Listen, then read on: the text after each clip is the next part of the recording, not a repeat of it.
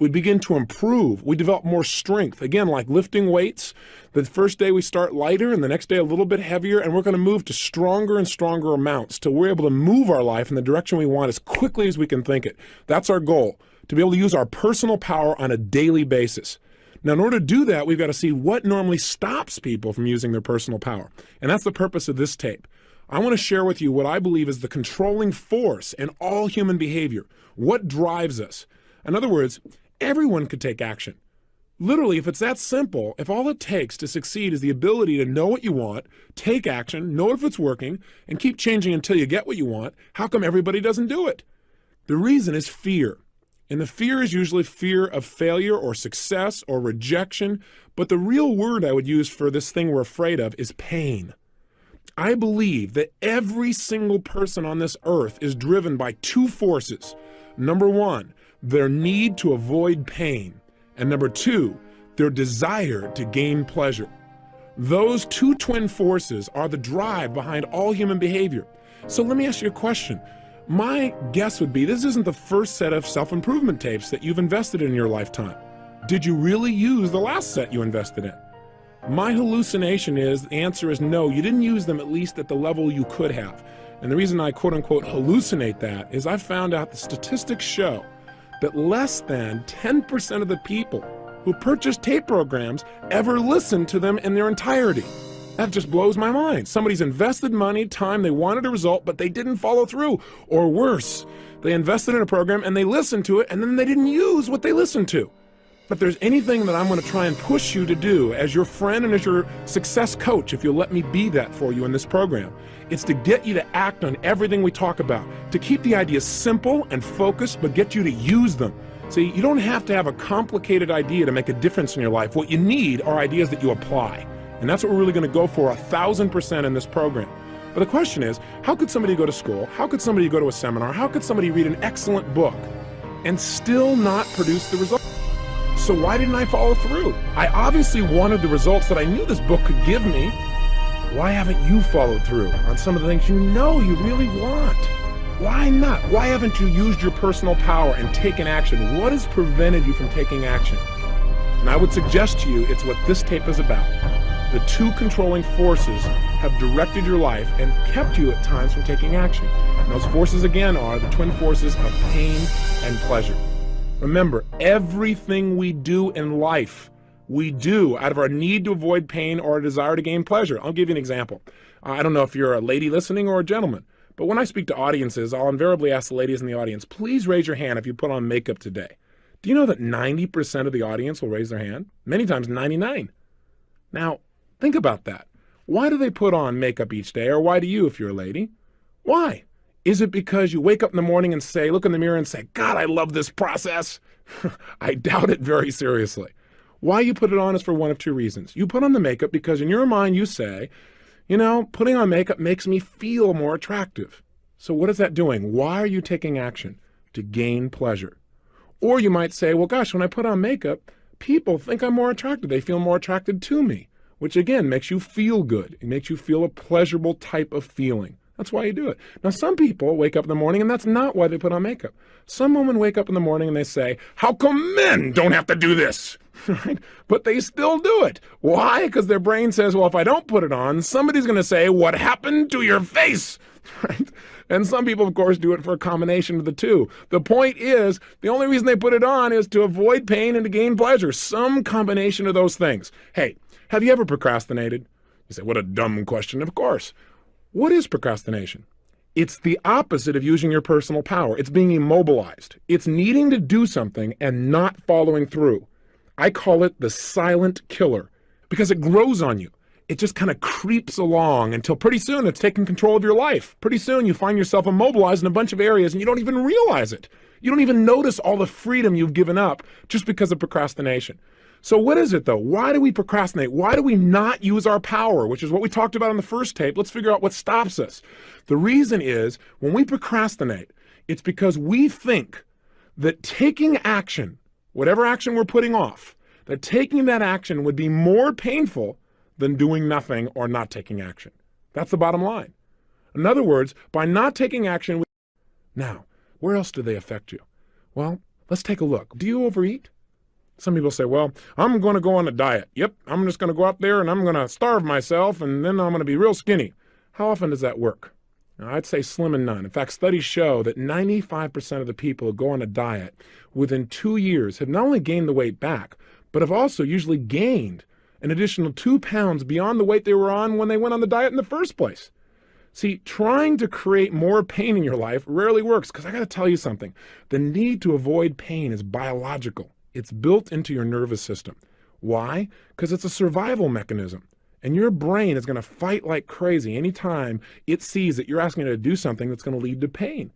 So what do we need to do to change our eating patterns? What do we need to do so we get permanent weight loss and we have the physical health we want? Well, the first thing I would do if I were you is I'd find some of the foods that you're obviously addicted to. In other words, foods that you eat on a regular basis and you eat them in excess. Why do you eat them in excess?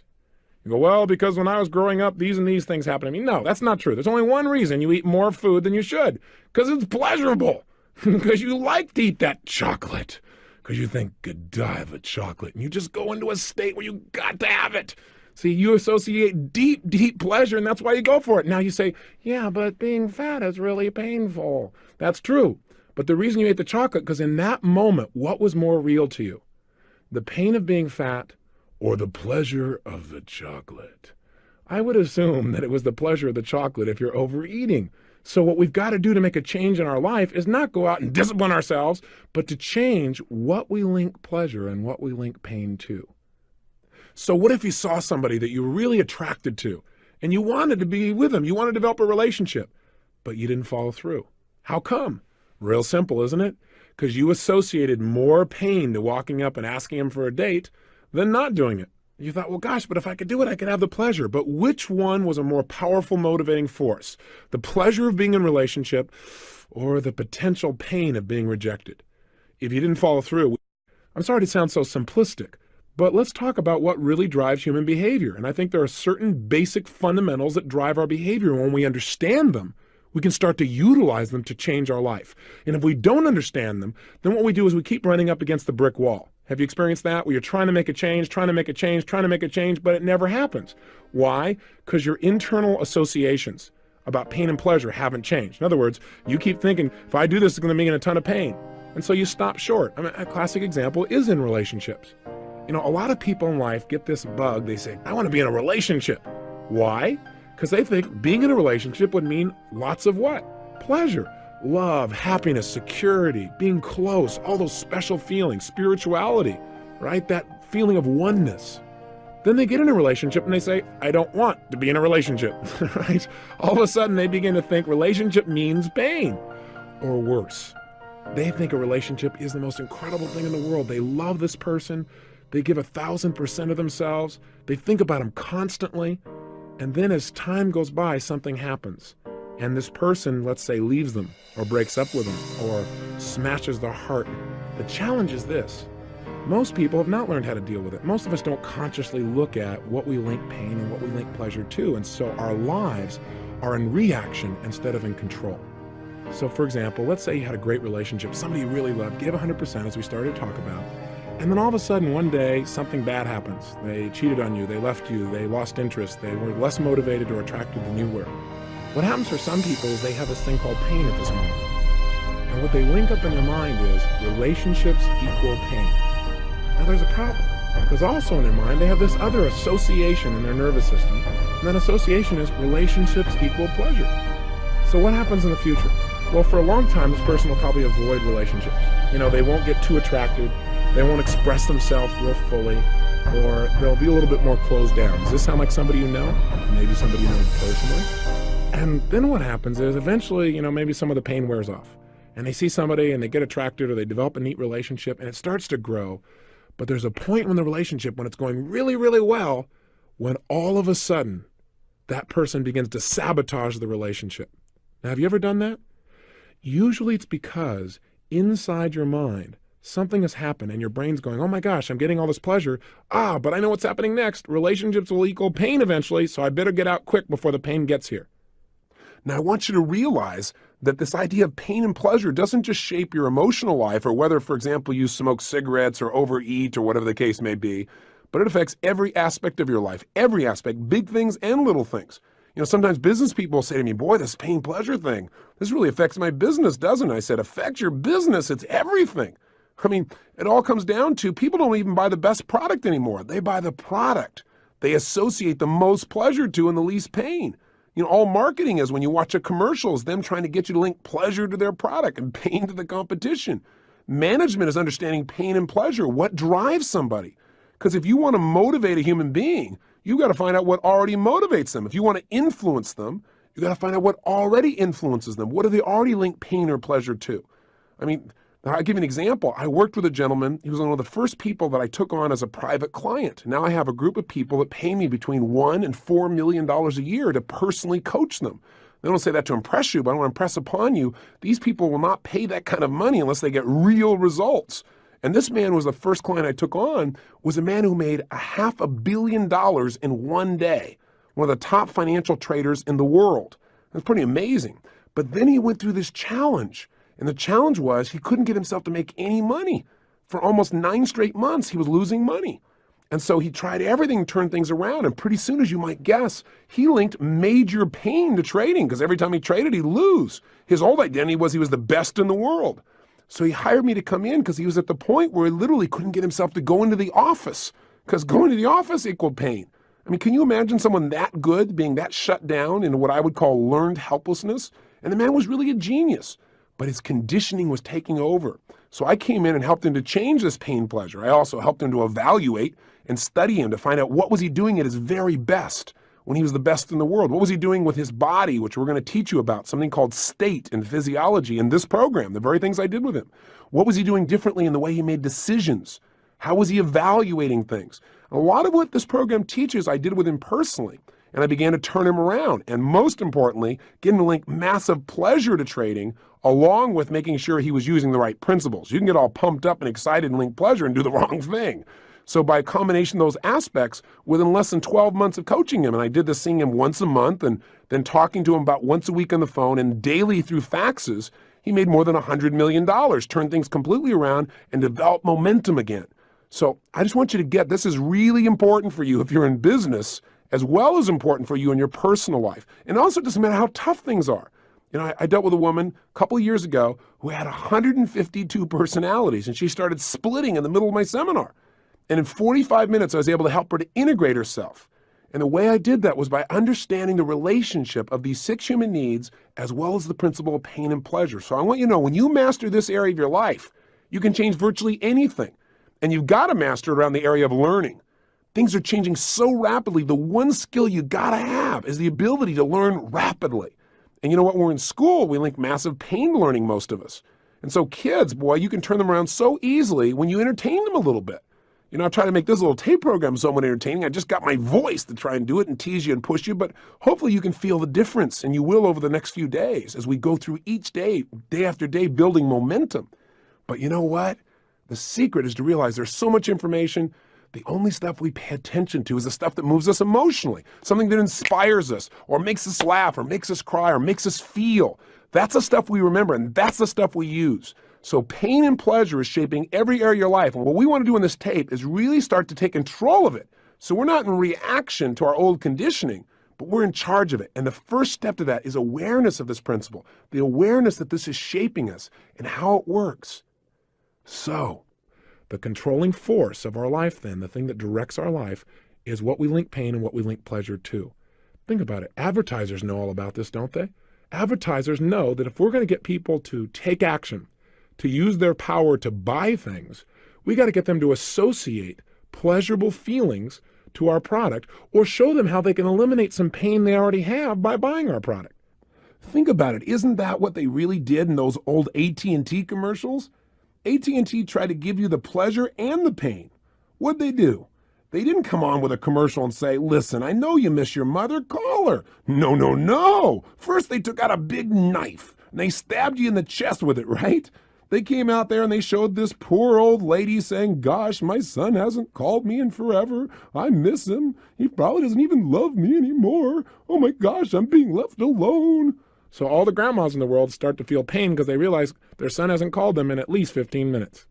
On the other side, right, here's the sons out there in the world and or daughters who are watching this going, guilt, guilt, oh gosh, I've been busy, oh gosh, I need a call and everything else. And pretty soon what happens is, in the same 30 seconds after making you feel all this pain for not calling, they then show you that by calling, you'll get what?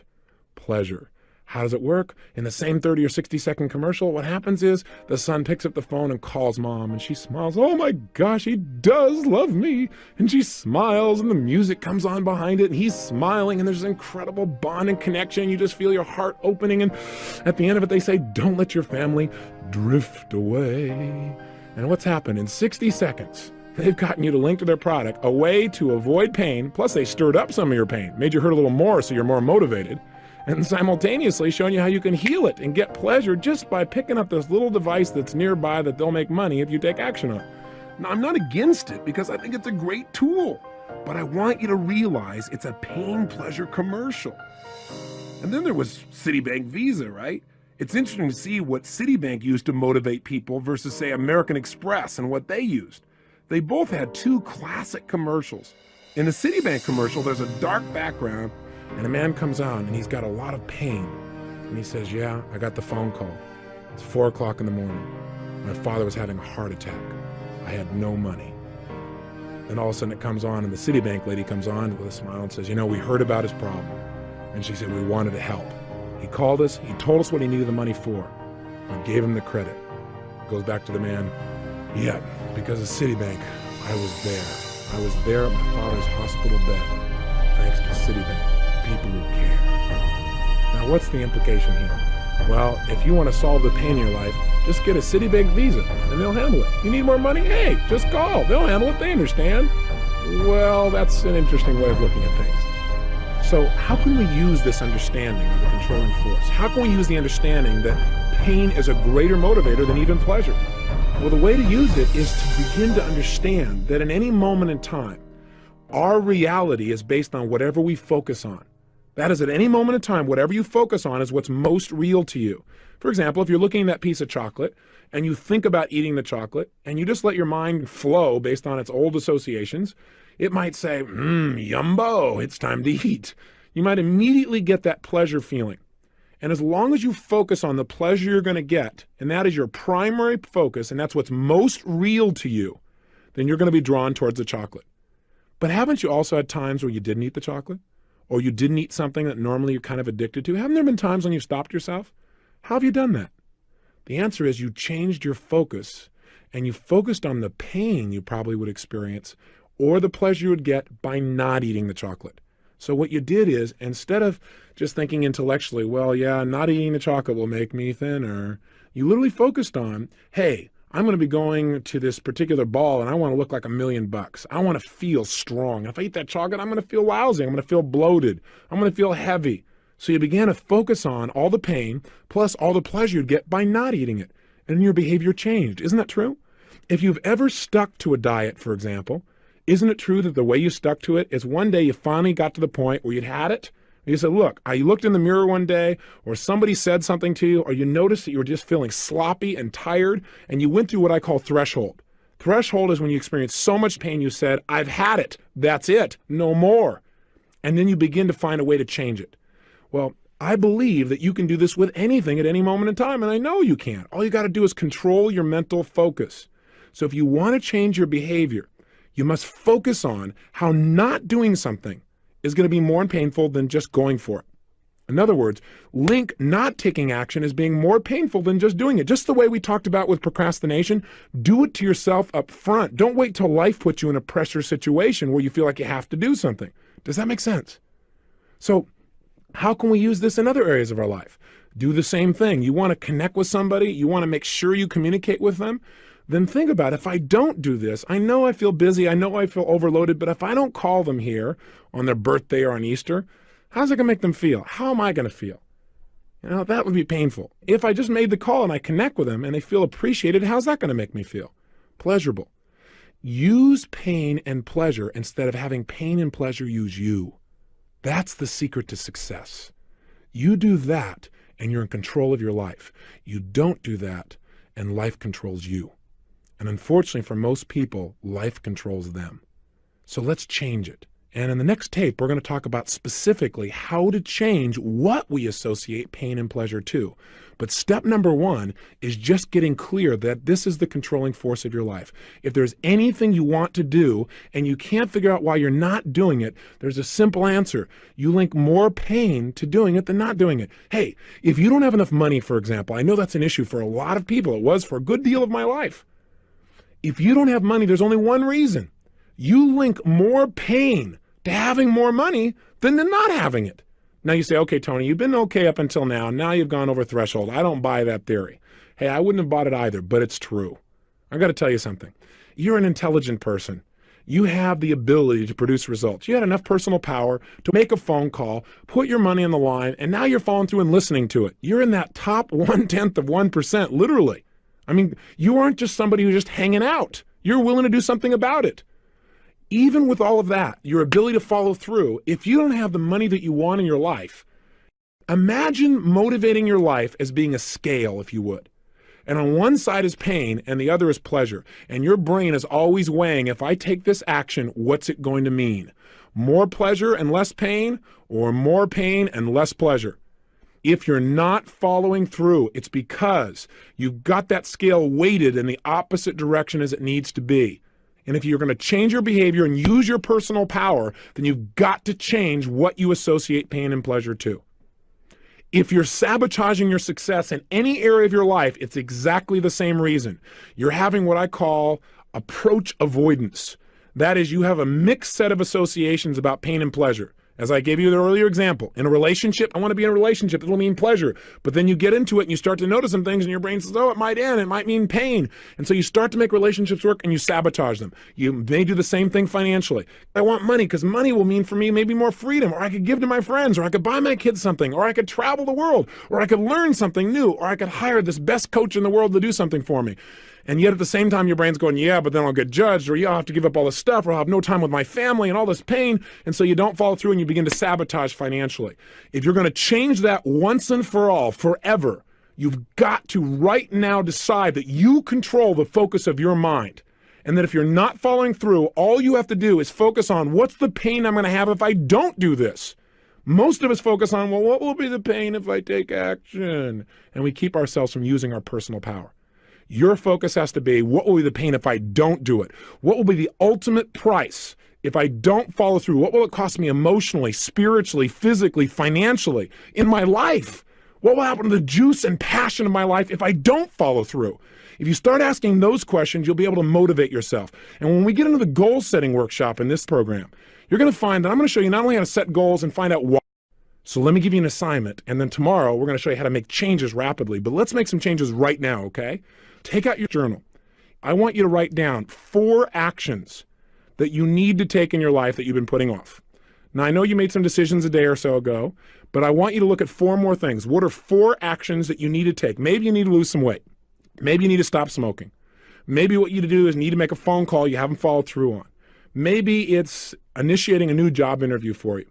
Maybe what it is communicating to somebody that you really, really are attracted. Or maybe it's you're in a relationship with somebody and you haven't communicated how much you really love them in a long time, real directly. You're kind of taking it for granted. I don't know what it is.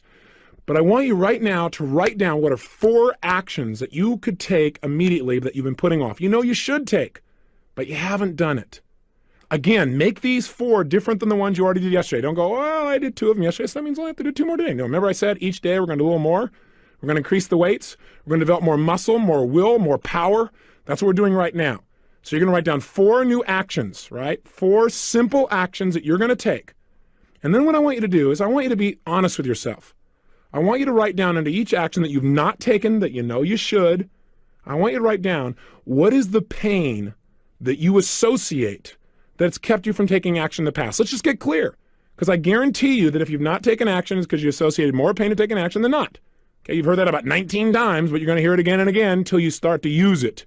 You know, I once heard a story about this great minister, and people came to his church and they listened to him, give this great sermon. And it was a phenomenal sermon. And then they came back the next week and he got up and gave the same sermon. And the third week it was the same sermon. And after about 5 sermons in a row of the exact same sermon, a couple of the elders in the church decided to pull the minister aside and see if he was okay. And they said, sir, don't know quite how to communicate this to you, but are you aware that some of what you've been saying has been pretty much identical as to what you said last week and the week before and the week before? And the minister just smiled very calmly. He said, oh, I'm glad you noticed. I said, well, why are you doing that? He said, I'm going to keep doing this sermon until you guys start applying it. So if I sound like I'm giving a sermon that sounds like the same one, it is. We're going to make sure you apply it and make sure you embed it. So 1, write down the 4 actions. 2, make sure you write down what is the pain that you've associated with doing this in the past, and just be honest with yourself. And if you say, Tony, I have no pain associated to it, well, then think a little stronger. Maybe the pain is simple. Maybe it's like, well, the pain of taking the time. It'd be more painful to take the time to do it than other things you're really more caught up in and that you think will give you more pleasure. But write it down. 3rd step, I want you to write down all the pleasure you've gotten by not following through. Because sometimes by not following through, it's giving you pleasure too. You go, well, I don't understand.